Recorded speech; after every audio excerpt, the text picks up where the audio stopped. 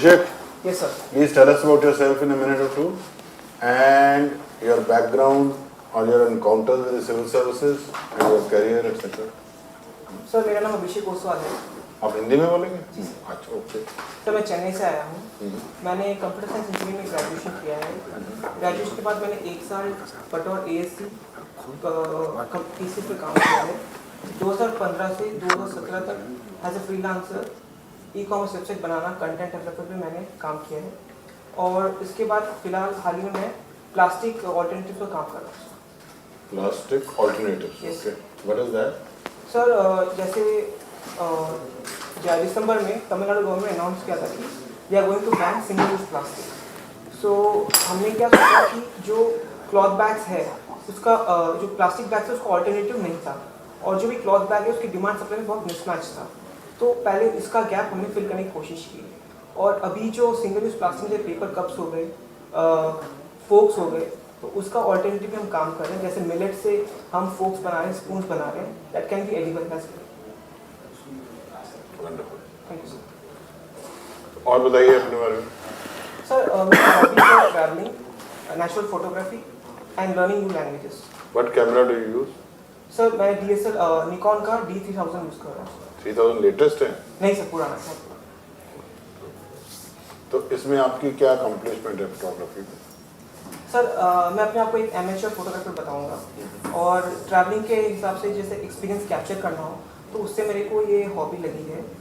Accomplishment में मेरी एक फ़ोटो माननीय प्रधानमंत्री ने इनक्रेडिबल इंडिया कैंपेन में रीट्वीट की थी। Okay okay okay okay. और लैंग्वेजेस कौन-कौन सी सीखी आपने? सर बंगाली आती है, तमिल आती है, हिंदी, मारवाड़ी, इंग्लिश, और अभी मैं स्पेनिश एंड जापानीज सीखने की कोशिश कर रहा हूँ। और आपकी मदर टंग क्या है? सर मारवाड़ी है सर। कोशिश का कोचिंग ले रही हैं या वैसे अपना खुद से- एमएच खुद से। कोचिंग ले रहे हैं? मैं खुद से सीख रहा हूँ। खुद से सीख रहे हैं जापानीज? हाँ sir. Okay. Why not Chinese? Because China is an emerging economy where, and you are from a business family. आप बिजनेस फैमिली से हो ना? नहीं सर, आपके पिताजी क्या करते थे? सर्विस करते हैं, is an accountant. He's an accountant. Yes But Oswald are normally known for the business. known for business.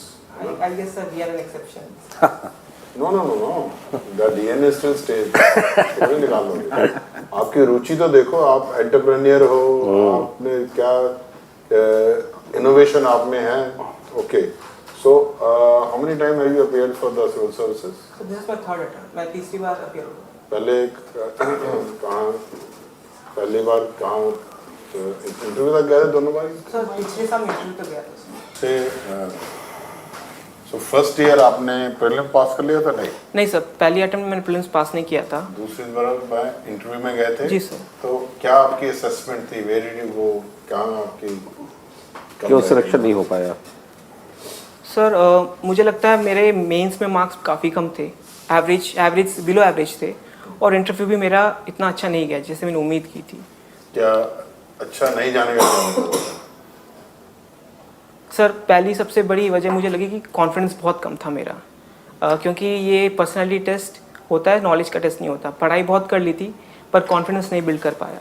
दूसरी प्रॉब्लम ये लगी मुझे कि नर्वस बहुत जल्दी हो गया था मैं, और मेरे जो व्यक्तिगत एक पर्सनालिटी में एक इम्पेशेंस दिखता है चेहरे पर, तो वो भी वहाँ पे मुझे लगा कि वो इंटरव्यू पैनल को दिखाई दिया। तो मैंने इन सब पे काम किया है अभी, और उम्मीद करता हूँ कि इस बार अच्छा जाए। इम्पेशेंस पे क्या काम किया? क्या था और क्या आपने उसमें इम्प्रूवमेंट लाए? सर इम्पेशेंस में जैसे मैंने मेडिटेशन चालू किया है, और अपने आप से काफ़ी बातें करता हूँ। एक पुराने जो एक्सपीरियंस है उसको देखता हूँ कि कहाँ पे मैं अच्छा बिहेव कर सकता था और कहाँ पे मुझे धैर्य लाना चाहिए, और कुछ मोटिवेशनल वीडियोस देखता हूँ, और अपने आप को चेहरे पर देखता हूँ कि इम्पेशेंस होने पर आप कैसे कितने बुरे दिखते हैं। तो इन चीज़ों पर मैं धीरे धीरे काम किया है सर। कौन है आपका मोटिवेटर इतनी वीडियोस देख के? सर एक तो मैं देखता हूँ हमारे पूर्व राष्ट्रपति डॉक्टर APJ अब्दुल कलाम के। उसके अलावा जो आम सामान्य ज़िंदगी में जो फोटोग्राफी ब्लॉग्स होते हैं, तो उन्हें देखने की कोशिश करता हूँ सर। ई कॉमर्स में आपका कैसे इंटरेस्ट आया और क्या इसका फ्यूचर है, सिंस आप बड़े क्रिएटिव माइंड के हैं? सर ई कॉमर्स जब मैंने डिसाइड किया था जॉब छोड़ने का, और तो मुझे एक ऑल्टरनेटिव दिखा, क्योंकि 2008-9 से ई कॉमर्स का बूम आया था हमारे देश में। ई कॉमर्स वेबसाइट काफ़ी आ गई थी, लेकिन उससे रिलेटेड जो सर्विसेज होती है, कैटलॉगिंग हो गई, प्रोडक्ट फोटोग्राफी हो गई, उसकी कमी थी। और बहुत सारे छोटे छोटे खुदरा शॉपकीपर्स वो ऑनलाइन जाना चाहते थे। तो ये गैप मैंने आइडेंटिफाई किया और मैंने सोचा कि मैं इसमें एक फ्रीलांसिंग सर्विस कर सकता हूँ, जिससे मेरी फाइनेंशियल स्टेबिलिटी भी रहे और मैं पढ़ाई भी कर सकूँ साथ में। सर इसका फ्यूचर मुझे दिखता है, आज भारत कम से कम 40% की दर से ई कॉमर्स में बढ़ोतरी कर रहा है। लगभग हर सेक्टर में, मेडिसिन से लेके अपैरल्स हो, ट्रैवल टूरिज्म, हर जगह ई कॉमर्स आ चुका है। तो एक ये अच्छी बात है। लेकिन एक और अगर हम इसका थोड़ा दुष्प्रभाव देखें तो जो छोटे खुदरा विक्रेता हैं उनको कुछ लॉसेस हुए हैं। और जो ई कॉमर्स एक आईटी प्लेटफॉर्म पर चलता है, उसके तहत जो नियम होने चाहिए, कस्टमर ग्रीवेंस एड्रेसेस, वो अभी तक कानून में नहीं है।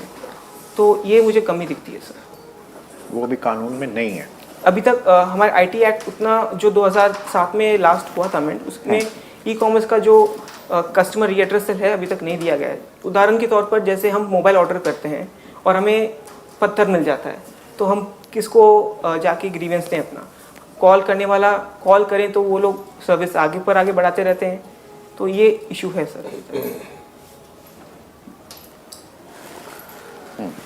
आप कैसे देखते हैं अभी फ्लिपकार्ट और अमेजन का जो डील हुआ है? How do you see India, कैसे देखते हैं इंडिया का फ्यूचर ई कॉमर्स सेक्टर में?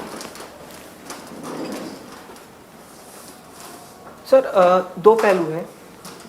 पॉजिटिव साइड पर तो ये है कि जो लोकल मार्केट थे वो नेशनल हो गए हैं और नई जॉब्स क्रिएट हुई है, नया इनोवेशन आया है। लेकिन एक और ई कॉमर्स ड्राफ्ट पॉलिसी, अभी जो एक रूल्स जारी किए गए हैं, इसके तहत सरकार चाहती है कि जो ई कॉमर्स जो मोनोपोली हो गई थी इन दो प्लेयर्स की, वो कम की जाए और छोटे छोटे स्टार्टअप्स को भी बड़ा प्रोत्साहित किया जाए। तो एक ये चीज़ देखता हूँ। दूसरा, जो कुछ कमियाँ थी, जैसे फ्लिपकार्ट और अमेज़ॉन अभी भारत के मार्केट को कैप्चर करने में लगे हुए हैं। वैल्यूएशन ज़्यादा कर रहे हैं, ना कि प्रॉफिटेबिलिटी। तो कंपनियां है तो बहुत बड़ी, लेकिन ये बहुत सारा डेट में है, देखिए नुकसान में है अभी, ये देखें हम। और एक और चीज़ है कि ये कानून नहीं होने के बावजूद नहीं होते हैं तो ये उल्लंघन करते हैं इनका। और इसके साथ ही साथ ये जो टैक्स इवेशन है, क्योंकि फ्लिपकार्ट देखिए तो भारतीय कंपनी है, लेकिन इसका बेस सिंगापुर में है, तो टैक्स भी बराबर नहीं देते।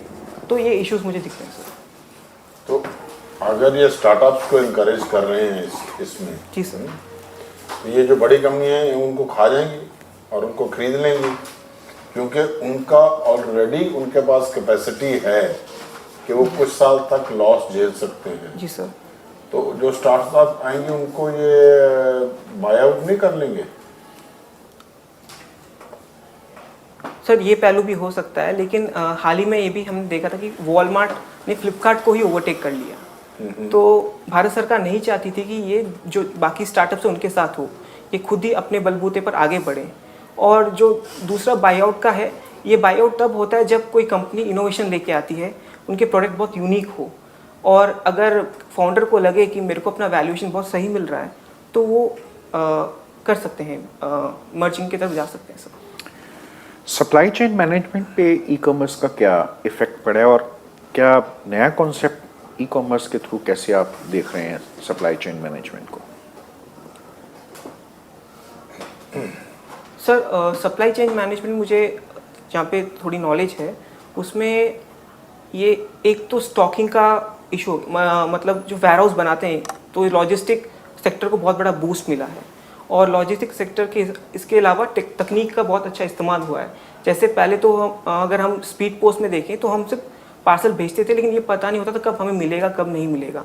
तो ये ई कॉमर्स ने बहुत बढ़िया काम किया है कि लॉजिस्टिक्स में आपको टाइमली डिलीवरी मिलेगी, लास्ट माइल डिलीवरी मिलेगी।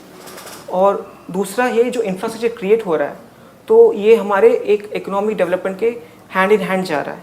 तो अगर हम भारत को और चीन को कंपेयर करें सप्लाई चेन मैनेजमेंट लॉजिस्टिक्स में, तो हमारे यहाँ पे कम से कम 12 से 14% एडिशनल कॉस्ट लगता है लॉजिस्टिक्स का, जबकि चीन में ये केवल 4 या 6% है। तो इन चीज़ों में शायद ई कॉमर्स ने एक सकारात्मक इंफ्रास्ट्रक्चर क्रिएट किया है हमारे देश के लिए। 12 से 14% एक्स्ट्रा नहीं है, सॉरी सर। 12 से 14% एक्स्ट्रा नहीं है। 12 से 14% is the cost of logistics in Indian business. Sorry sir, मैं यही कन्वे करना और चाइना में 7 से 8 है, हमसे 3 से 4 नहीं है। हमसे आधा है। हमसे आधा से थोड़ा सा ज्यादा है, ओके सर। पर उसके कारण ई कॉमर्स से रिलेटेड नहीं है, उसके कारण है मोड्स ऑफ ट्रांसपोर्ट से। Okay sir. China maximum mass transportation of goods via waterways करता है, जी सर। और उसके बाद रेलवे, और only less than 30% is by road. In India it is 65% by road, which is the most expensive mode of transport. Actually. 8% by waterways. That is why we are promoting now national waterways. 65 and 8 और बाकी 30 से हाँ 25-30 के आसपास railway 25-27 train से जाता है। बिल्कुल। Right. So that is the main reason. Okay sir, thank you sir. Content development और ये आप ई कॉमर्स में आप जो आपने एक अपना इनिशिएटिव लिया है सेल्फ अर्निंग का, कंटेंट डेवलपमेंट क्या क्या करते थे आप, क्या एक्टिविटी उसमें? That is very creative field. जी सर। कंटेंट डेवलपमेंट में प्रोडक्ट तो था, लेकिन प्रोडक्ट को कस्टमर से कैसे विजिबल कराएं। जैसे कस्टमर आजकल सर्च करते हैं ब्लू टी शर्ट या ग्रीन टी शर्ट, तो कंटेंट डेवलपमेंट में ये होता था कि जो कीवर्ड्स हो वो उन कंटेंट में रहे। और दूसरा जो लोग ये देखना चाहते थे कि संक्षेप में, एकदम ब्रीफ में उनको उस प्रोडक्ट के बारे में पूरी जानकारी मिल जाए कि उसकी साइज़ क्या है, उसका मटेरियल क्या है, ये कब पहना जा सकता है, ये किस ट्रेंड में है। तो मैं कोशिश करता था कि कम से कम शब्दों में ये डिस्क्राइब हो जाए कंटेंट डेवलपमेंट में। And what is your comment on the current budget, the recent budget which has been presented? Positives and negatives, संक्षेप में। सर, जो कदम सरकार ने अनाउंस किए हैं किसानों के लिए, अनऑर्गेनाइज सेक्टर के लिए, तो एक दिशा है कि हम अपनी जो पॉलिसी, जो बजट है या जो टारगेट करें जिस सेक्टर को, वो सही दिशा में जा रहा है। जैसे किसानों के लिए हम डायरेक्ट बेनिफिट ट्रांसफ़र दे रहे हैं 6,000 रुपये PM किसान के थ्रू। तो एक शुरुआत हुई है जो फार्म स्ट्रेस था उसको कम करने की। और जो अनऑर्गेनाइज सेक्टर था, जो भारत की GDP में कम से कम 40 से ज़्यादा % कंट्रीब्यूट करता है, तो उन्हें भी जो एक हैंड होल्ड की ज़रूरत थी रिटायरमेंट के बाद, वो दिया गया है।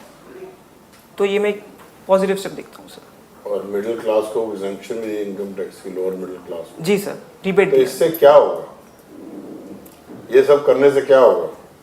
सर, एक तो कंजम्पशन, यहाँ पे सरकार का टारगेट था कंजम्पशन बढ़ाएं, क्योंकि अभी भी जो ग्लोबल ट्रेड वॉर हम देख रहे हैं, तो एक्सपोर्ट हमारा बढ़ नहीं रहा है।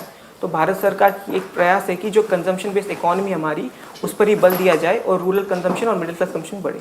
Very good. और एडवर्स क्या होगा इसका असर?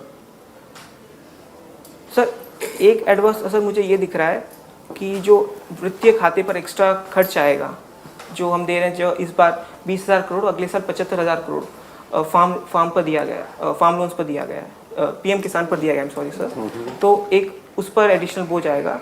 और दूसरा जो फिजिकल स्लिपेज हो रहा है, जो 3.2 टारगेट रखा था इस साल का, ये 3.3 हो चुका है। तो एक ये इशू मुझे दिखता है। और इससे कितना हो जाएगा, ये प्लान के बाद कितना हो जाएगा? 3.4। हाँ सर, एक और बढ़ जाएगा। करती है कि 0.1% बढ़ेगा। जी सर। सो आपके हिसाब से नुकसान ज़्यादा है कि फ़ायदा ज़्यादा है? Is it a balanced budget, या ये नुकसान भी है और फ़ायदा कम है, और या फ़ायदा ज़्यादा है नुकसान कम है? सर, मुझे लगता है फ़ायदा ज़्यादा है, क्योंकि ये 3.2, 3.3 जो GDP फिजिकल डेफिसिट है, ये एक सरकार का हम देखते हैं कि जो फ्रूगल बजट हो या फ्रूगल स्पेंडिंग हो, उस पर चेक करता है। लेकिन ये स्पेंडिंग हो रहा है उन सेक्टर के लिए जो अभी कुछ डिस्ट्रेस में है या जिन पर ध्यान नहीं दिया गया है। और दूसरा, जो अनऑर्गेनाइज सेक्टर को हम एक ये 3,000 का देने की कोशिश कर रहे हैं, 3,000 पेंशन की देने की कोशिश कर रहे हैं, इससे government indirectly formalisation of sector भी टारगेट कर रही है।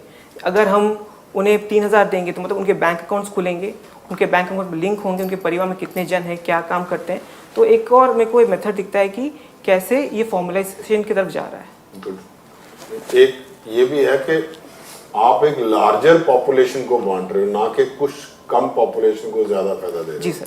जिसके कारण जैसे आपने बोला, जैसे स्पेंडिंग बढ़ेगी, किक स्टार्ट इकोनॉमी होएगी। जी sir. Specially lower middle class खर्चेगी तो मोस्टली इंडिजिनस प्रोडक्ट्स खरीदेंगे। जी सर। जब higher middle class, upper middle class करती है तो lot of. And what is your take on, अगर आपको प्रधानमंत्री बनाया जाता है तो you have to make an India, a new India which should be there in 2030. What steps will you take to on priority? 2 steps. Highest priority, सब चीजें करनी है वैसे तो। Highest priority आपके 2 कदम कौन से होंगे, 2 सेक्टर जिनको आप पकड़ोगे, आप समझोगे कि मेरा 2030 का इंडिया अच्छा बन जाएगा। सर मैं कुछ समय चाहता हूँ उसके बारे में सोचने के।